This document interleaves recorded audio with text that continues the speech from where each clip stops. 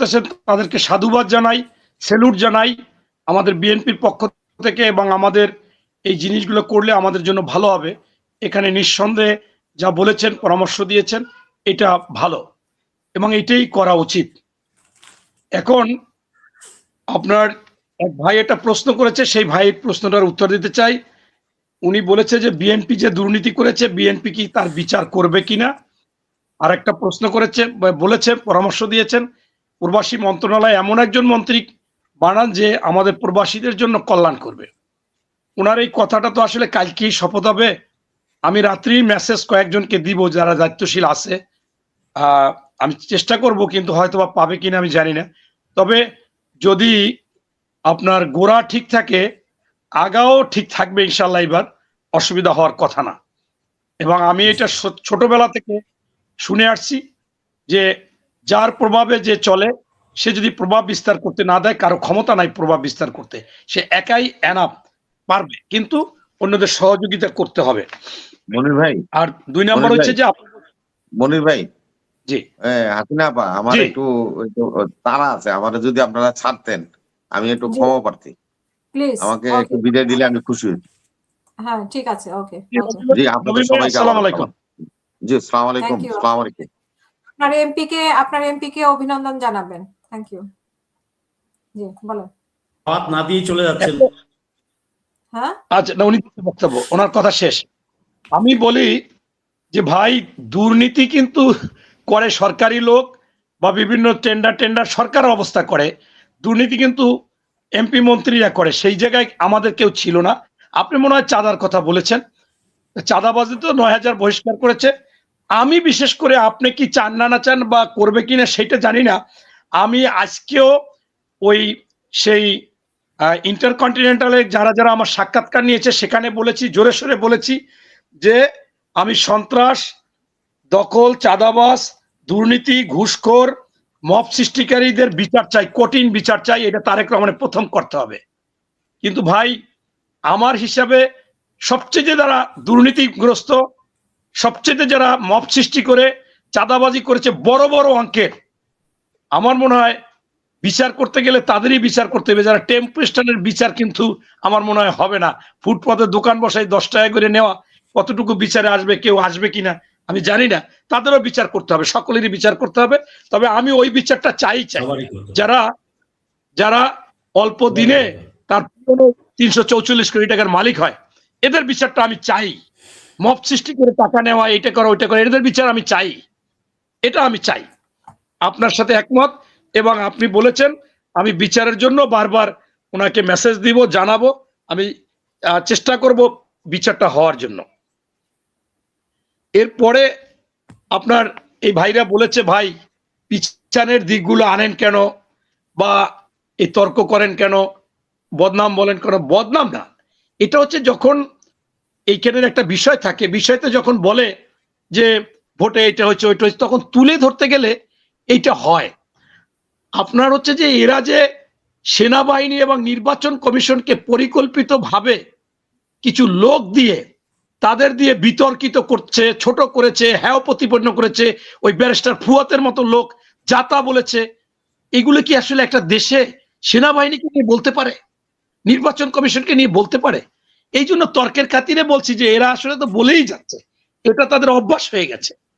এবং আপনার সৈয়দ রণ ভাই বলেছে যে বিএনপি, আরো আরেকজনও বলেছে যে জুলাই, রণভাই বলছে এখন একটা জুলাই একটা গোষ্ঠী বা অংশ, আর একটা অন্য একটা অংশ। আমি রণভাইকে বলতে চাই, জামাতের আমির মহোদয় আমার পাশে দাঁড়িয়ে, মানে একটু 4 হাত দূরে, আমি একটা প্রোগ্রামে বলেছে যে তারেক রহমান হচ্ছে বাংলাদেশের মানে নাম্বার 1 এই জুলাই যোদ্ধার মহানায়ক। কেমনে বলেছে? এই জুলাই আন্দোলনে ইন্টারনাল ভাবে বিএনপি সবচাইতে বেশি ক্ষতিগ্রস্ত হয়েছে, প্রোগ্রামেও ছিল। আমি আমার ছেলে নিয়ে প্রতিদিন ছিলাম, বউ বাচ্চা নিয়েছিলাম, 65 লক্ষ লোকের নামে মামলা, একদিনের জন্য বাদ দি নাই, চোখের অপারেশন করেও নামছি। আপনার হচ্ছে যে আপনার সেই ক্ষেত্রে আমাদের একটা কৌশল ছিল। তারেক রহমান বলছে যে আমাদের কথা বললে আইন শৃঙ্খলা বাহিনী আমাদের পিটাইবে, গ্রেপ্তার করবে, এটা করবে, ওইটা করবে। আমরা বলবো যে আমরা এটাই নাই, বাট আমাদের সমর্থন আছে। কিন্তু জামাতের আমির জানে, যারা আন্দোলন করেছে তারা জানে, এবং আপনি জানেন যে 50% বেশি আমাদের শহীদ হয়েছে। অতএব আমরা কিন্তু এই জুলাই আন্দোলনের দল সরাসরি সব মিলিয়ে যা হয়েছে তার চাইতে আমাদের অনেক বেশি হয়েছে। আমরা ভুক্তভোগী, আমরা বাসায় থাকতে পারি নাই। যখন ধরছে রিমান্ডের পর রিমান্ড, আমি 3 বার ডিজিএফআই নেছে, যেটাকে আপনারা আয়নাঘর বলেন। আমার পায়ে গুলিবিদ্ধ হয়ে পা ভেঙেছি। আর কি করব, ব্যবসা বাণিজ্য সব বন্ধ করে দিয়েছি। এখন আমরা এটাকে গুরুত্ব দেব, তারেক রহমানও দিবে, আমিও সবসময় দিতে চাই। এর কোনো বিকল্প ভাবে আমি যাইতে চাই না। আর একজন বলছে যে, আফসারি ভাই বলছে যে তারেক রহমান কালকে গেল, এটা করলো, ওইটা করলো, তার সিদ্ধান্তের বিরুদ্ধে। আমরা ভাই সিদ্ধান্তের বিরুদ্ধে কেন যাব? আমরা যখন টকশো মানি তো তর্ক। আমি এখন যমুনা দেখতেছিলাম, জামাত আসছে, আর একজন, এটাই তো হবে। একজনের যুক্তি দিলে সেই যুক্তিটা তো খণ্ডন করতে হবে ভাই। তারেক রহমান যাবে, সে অবশ্যই করবে, কিন্তু আমি তো আমার কথাটা বলবো। যখন এখানে প্রশ্ন করবে, একজনে প্রশ্ন করলো বা একজনে বলল, তখন তো আমার বলতে হবে। সেই জন্যই আসলে এটা বলা। কিন্তু আমরাও চাই, আজ এই কেবলমাত্র দেখতেছিলাম পাথরঘাটা নুরুল ইসলাম মনি এমপি হইয়া হয়তোবা মন্ত্রীও হবে, তিনি বলেছেন যে সেটা আজকে ছেড়েছে সবাই, যে আমি নির্বাচিত হয়েছি এই থেকে, এখানে কোনো জামাত আর বিএনপি নাই, আমরা সবাই এক, আগেও এক সময় এক ছিলাম। আমি শপথ গ্রহণ করব যে আমি সবকে নিয়ে চলবো, কারো উপর রাগ বা বশবর্তী, এই শপথ গ্রহণ করব। অতএব আমার কাছে সবাই সমান, এই কথাটা বলেছে। তাই আমি মনে করি বিএনপি কিন্তু সেটা বলে। হ্যাঁ, এবং আমি ওই ভাইকে আবারও বলি, 18 মাসে যত অপকর্ম হয়েছে, মব সৃষ্টি হয়েছে, ঘুষ দুর্নীতি হয়েছে, বদলি বাণিজ্য হয়েছে, চাকরি বাণিজ্য হয়েছে, চাঁদাবাজি হয়েছে, টেন্ডারবাজি, সবকিছুর দখলবাজি হয়েছে, সবকিছুর বিচার যদি তারেক রহমান সর্বপ্রথম করে, তাহলে জনগণের কাছে গ্রহণযোগ্য হবে এবং কিছু কিছু বিষয় স্পষ্ট হবে, এবং সেইটা হওয়া একেবারে বাঞ্ছনীয় এবং হওয়া উচিত। এইটাই আমি বলতে চাচ্ছি। আর আপনার হচ্ছে যে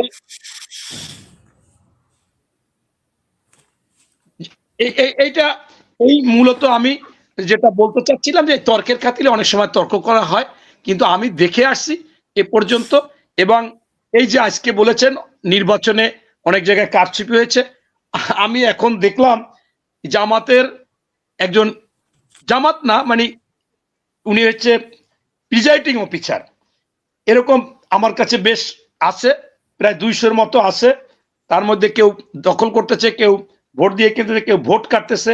এখন বিএনপিও করছে কিনা, আমি তো আসলে যেহেতু বিএনপির লোক, সত্যি সত্যি আমি আওয়ামী লীগটাই সেভ করছি। আপনার এখন ওনরা যদি বলে, আজকে দেখলাম ওরা, এই যে আমি যেটা বলছিলাম যে কলা গাছ কাইটে ফেলাইছে, একটু দেখাই।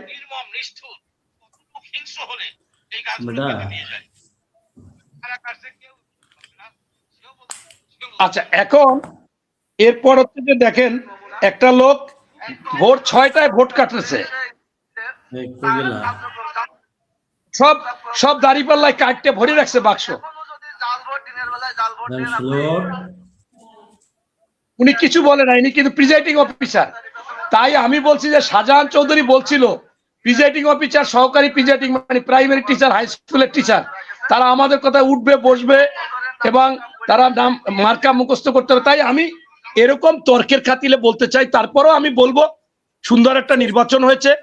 কারচুপি সত্যিকার অর্থে বাংলাদেশে জামাত বেশি করেছে, জাল ভোট দিয়েছে, ভোট কিনছে, যত উপায় সরকারি প্রিজাইডিং অফিসার ক্রয় করে ফেলেছে টাকা পয়সা দিয়ে। বাসায় যাইয়া এই আরমান হয়েছে ভালো কথা, এই টাকা দিছে, একেবারে টোটাল দেখাইছে টিভি গুলায়, মনে করেন যমুনা টিভিতে দেখাইছে। এখন হয়তোবা তারপরও নির্বাচন কমিশন মনে করেছে যে নির্বাচনটা আমি সুষ্ঠু করার জন্য কিছু জিনিস এড়াই যাব, সেটা এড়াই গেছে। বিএনপির ক্ষেত্রেও 2-1 জায়গায় হতে পারে, তবে বেশিরভাগ জামাতের ক্ষেত্রে হয়েছে।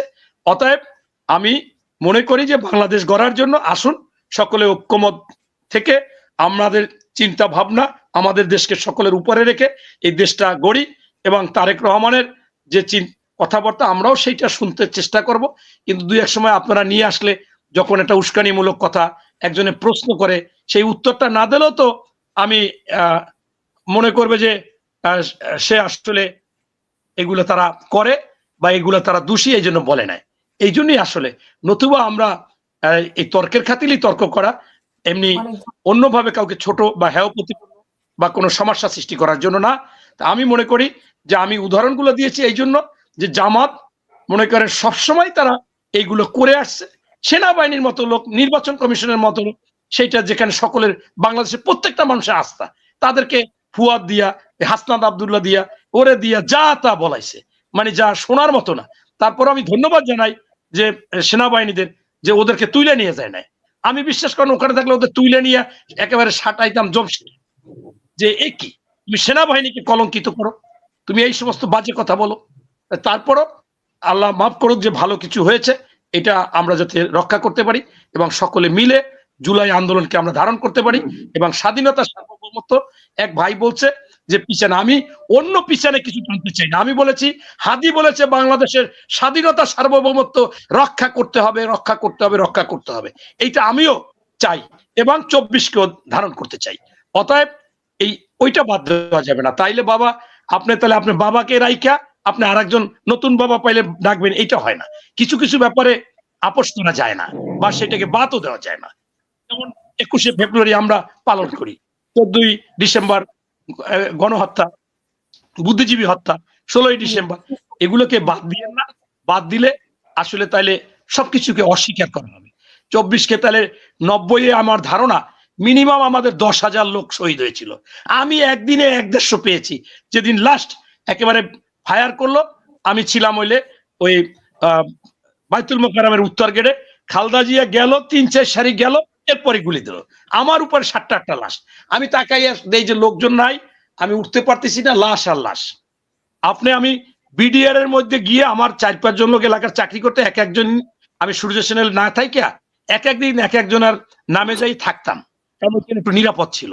তাই আমি মনে করি যে সে সময় হয়েছে, কিন্তু এইটা এবারেরটা অনেক কিছু নিয়ে বিতর্কিত আছে। কেমন আপনি 71 বলেন, 52 বলেন, 90 বলেন, বিনিময় কিছু চায় নাই, কিন্তু এখানে কিন্তু বিনিময় হয়েছে। এমনকি সরকার গঠন করার সময় বলছিল যারা এই সরকারে থাকবে তারা দল করবে না, তারা নির্বাচন করবে না। আমি নিজে ওই সময় শুনলাম, আমি আবার স্ট্যাটাস দিলাম পরের দিনে। জোনায়েদ সাকি থাকার কথা ছিল, মাহমুদুর রহমান মান্না থাকার কথা ছিল, অনেকেই থাকার কথা ছিল। পরে ওনারা বললো না, তাহলে নির্বাচন যদি 1-1.5 বছরে হয় তাহলে থাকবো না। সেখান থেকে কিন্তু তারা কথা রাখে নাই। অতএব এটা নিয়ে বিতর্কিত। এবং যদি সত্যিকার অর্থে কেউ হাদির কথা বলে, হাদি কিন্তু বলেছে জুলাই আন্দোলনকে এই আপনার এনসিবি শেষ করে দিয়েছে এবং জামাতের কথাও বলেছে। তাই আমি মনে করি যে একতরফা কথা না বলে সত্যি সত্যি সকল বিষয়গুলো তুলে আনতে হবে।